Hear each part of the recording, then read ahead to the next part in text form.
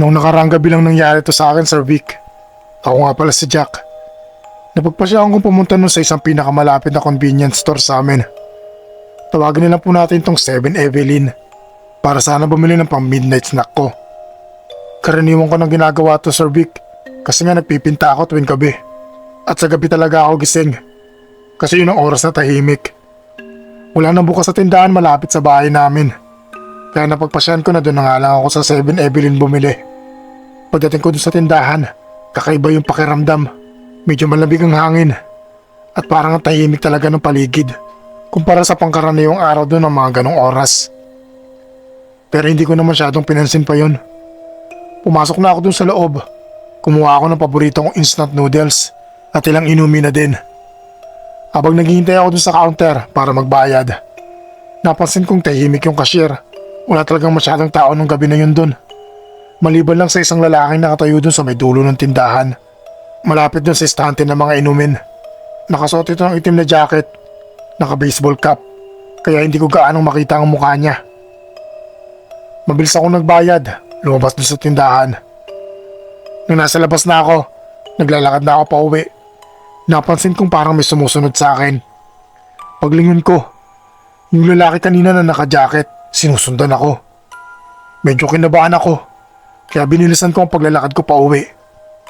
Pero habang naglalakad ako, bigla akong nakarinig na parang kakaiba mula sa likuran ko. Para siyang angel ng isang mabangis na hayop. O parang aso na galit. Parang ganun.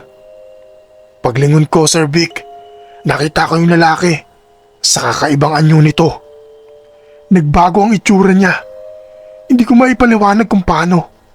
Pero biglang humaba yung mga braso niya. Nagkaroon din ito ng matutulis na kuko. Nagbago yung mukha niya. Parang halimaw. Mapupula yung mga mata niya, Sir Vic. May mga pangil din. Tumutulo yung lawan niya na napakalapot. Hindi na ito tao. Takot na takot ako nun. Kaya dali-dali na akong tumakbo pa uwi. Habang tumatakbo ko, rinig na rinig ko pa rin yung mga yapak niya na humahabol sa akin. Dinig na dinig ko din yung pag-angal nito. Kaya mas lalo ko pa binilisan ng pagtakbo ko. Nagsitahulan na nga yung mga aso na nadaraanan namin. Sa kabutihang palad, nakarating naman ako sa bahay namin. Agad kong nilak yung pintuan namin at sinilip ko siya sa may bintana. Nakita ko na huminto ito hindi kalayuan sa bahay namin. Tumitig pa siya ng matagal sa bahay namin bago ito nagpa siyang umalis. Kabadong kabado talaga ako ng gabi na yun. Hindi na nga ako nakapagpinta, hindi na rin ako nakatulog, at lalong hindi na ako nakakain sa sobrang takot. Kinabukasan nun, kinuwento ko ito sa kakilala ko na taga-probinsya. Medyo maelam to sa mga ganong kwento. Sinabi niya sa akin na posibleng aswang ang nakainkwentro ko nung gabi na yun. Naghahanap siguro ito ng mabibiktima.